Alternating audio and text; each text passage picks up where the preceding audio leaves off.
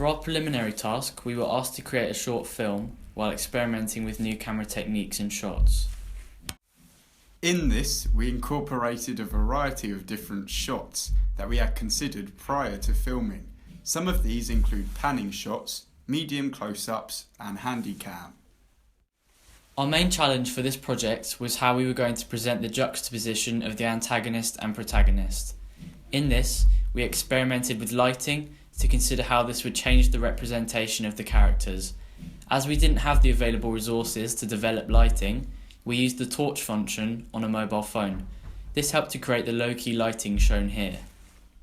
Low-key lighting is a typical convention of protagonists, as can be seen from film Dark Knight. This was extremely useful in our film opening, as lighting played an important role in presenting our characters. After we had considered the effect of lighting on a film, we thought about how different camera movements would work. The next way we represented the protagonist and antagonist was through the use of costume. At first, this task appeared to be rather challenging because we realised that we would both be wearing school uniform. Our possible solutions to this problem came to us rather quickly. We decided that we could adapt the characters through the use of props, therefore making them unique and different to each other. This was a good idea, however we didn't carry it through because we couldn't decide on what props would help distinguish the characters. In the end, we decided to have both characters in our school uniform. We would adapt the way they would wear the uniform in order to distinguish the difference between them. For example, the antagonist wore a suit in order to be portrayed as a sinister character, whereas the protagonist wore a shirt in order to come across as a generic protagonist, i.e. looking like a student. One of our most prominent techniques that we used on our preliminary task was a panning shot. These shots helped in creating a continuity-based shot sequence. The panning shot, however, was used too much. It became repetitive and boring. We made sure that in our film opening, we would use a larger variety of camera movements. When considering how to diversify our camera techniques, we thought about how locations would change the plot.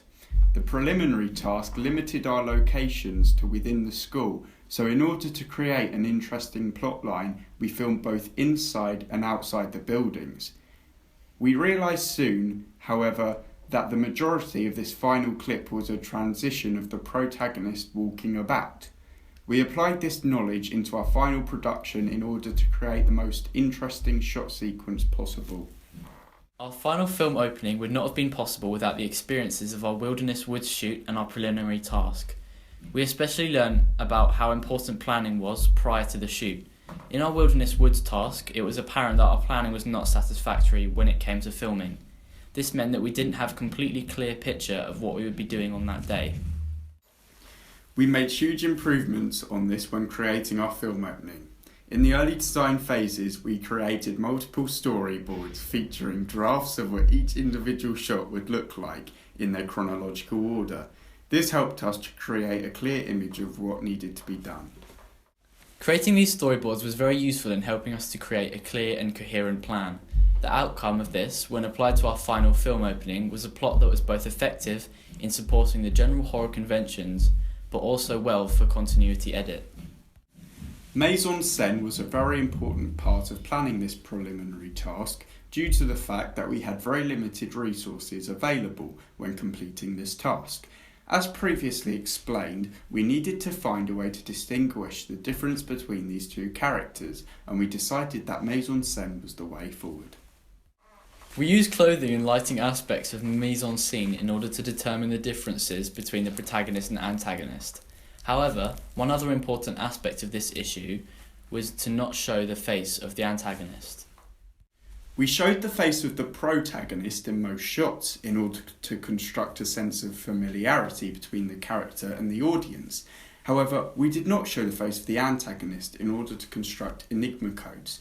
This kept the audience interested in the plotline and connotes the antagonist as mysterious and sinister.